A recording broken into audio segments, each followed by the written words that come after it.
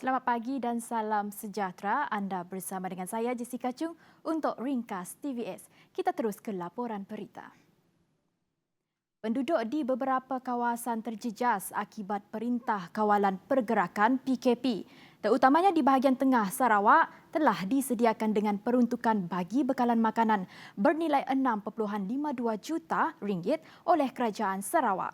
Timbalan Ketua Menteri Dato' Amar Awang Tengah Ali Hassan berkata, bantuan makanan itu akan diagihkan bermula minggu ini kepada 88,857 di bahagian Sibu yang meliputi Sibu, Selangau dan Kenoit, selain 16,000 isi rumah di daerah Kapit dan Song.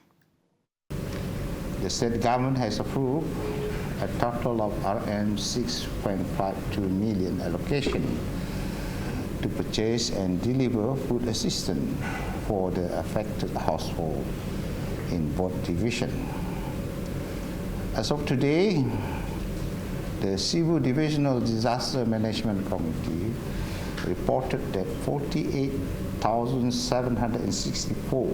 households out of 72,857 households have been distributed with food assistance.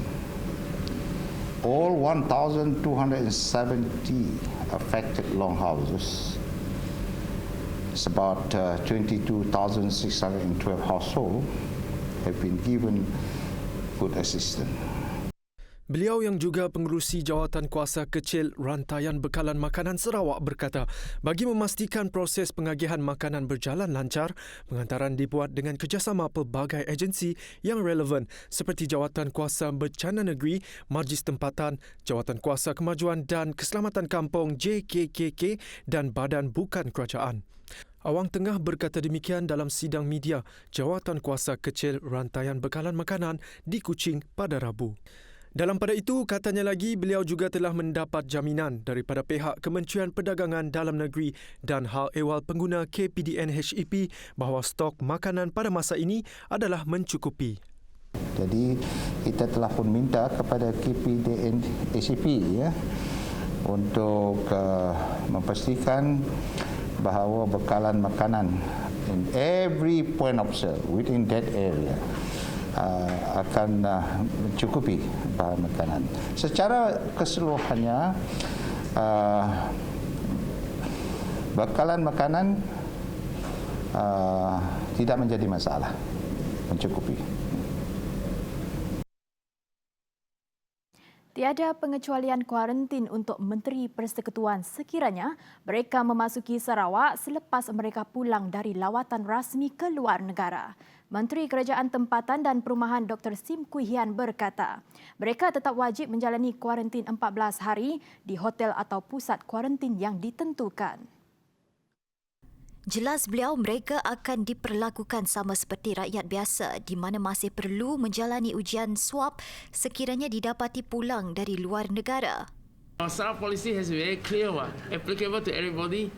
14 days in hotel, bayar sendiri boleh juga. I mean, if you're Sarawakian, then we pay for you lah. If you're not Sarawakian, then if you're married to either one or the married to Sarawak, we pay for you. But if you're not Sarawakian, you pay your own. This Sarawak policy, they have to respect Sarawak government rules. You know, our autonomy. Tambah beliau, Jawatan Kuasa Pengurusan Bencana Sarawak akan meminta nasihat pakar perubatan sebelum memutuskan untuk membuat perubahan pada dasar kuarantin berkenaan. Beliau berkata demikian sebagai mengulas mengenai pengecualian kepada menteri yang kembali dari lawatan rasmi luar negara. Berdasarkan perintah berkenaan, menteri berkaitan tidak perlu menjalani prosedur operasi standard tempoh kuarantin 10 hari yang ditetapkan.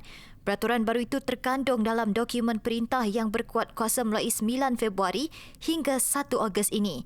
Difahamkan peraturan tersebut diterbitkan dalam Warta Kerajaan Persekutuan di bawah Akta Pencegahan dan Pengawalan Penyakit Berjangkit.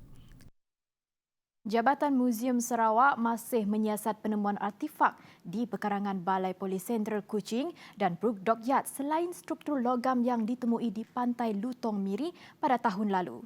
Menteri Pelancongan Kesenian dan Kebudayaan Dato' Abdul Karim Rahman Hamzah berkata, pihak bertanggungjawab sedang melakukan kajian teliti dan sebarang kenyataan masih lagi belum dapat didedahkan.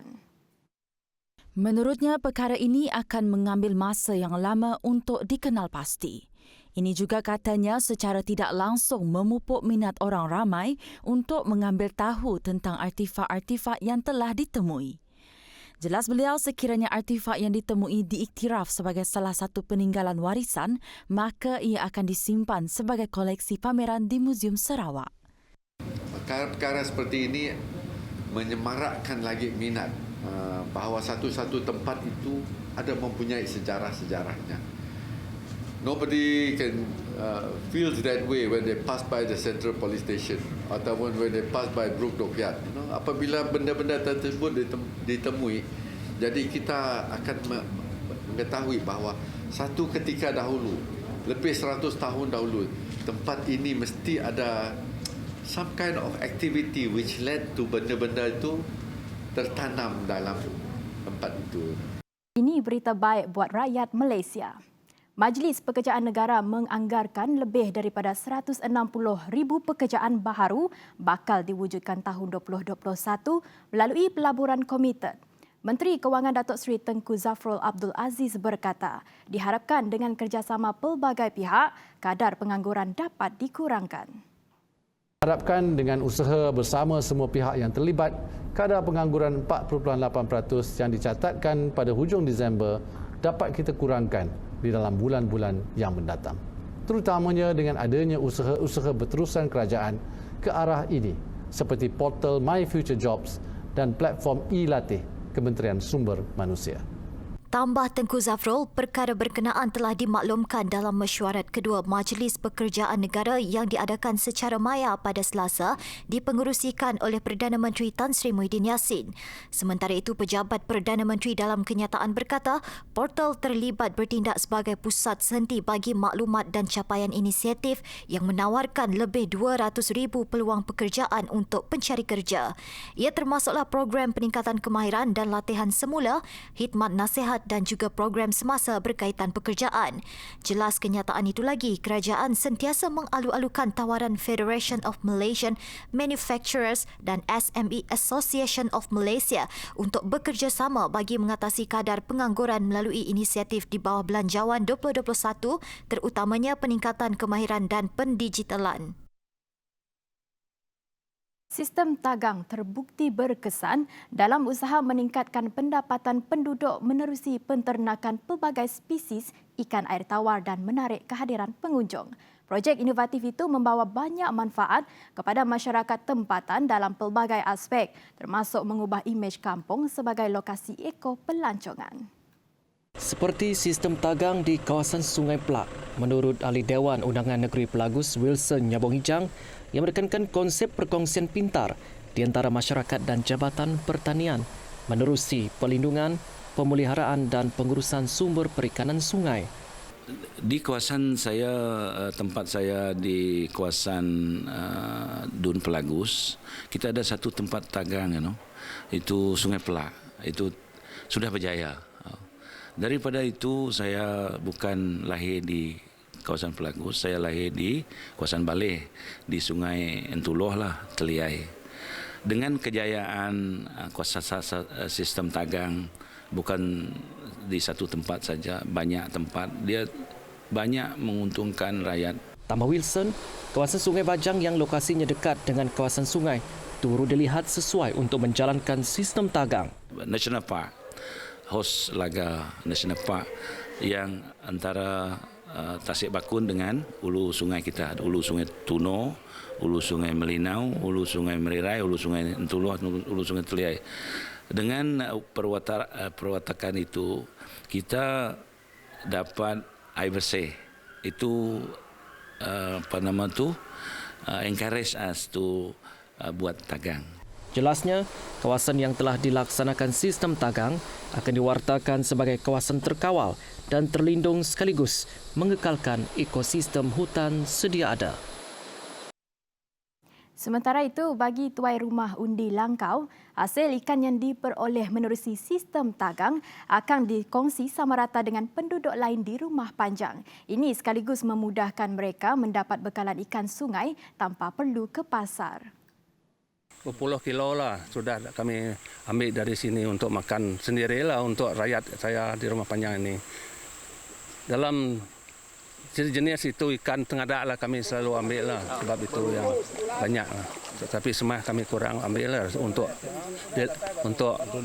untuk makan untuk orang melihat dia lah. Semua itu kami tidak ambil lah. Kami ambil, coba seminat ambil tengadak sajalah. Bagi mengekalkan kualiti, penduduk kampung telah bertanggungjawab untuk menjaganya daripada diceroboh atau diganggu bagi melindungi ikan-ikan yang dipelihara agar terus membesar dan membiak dengan baik.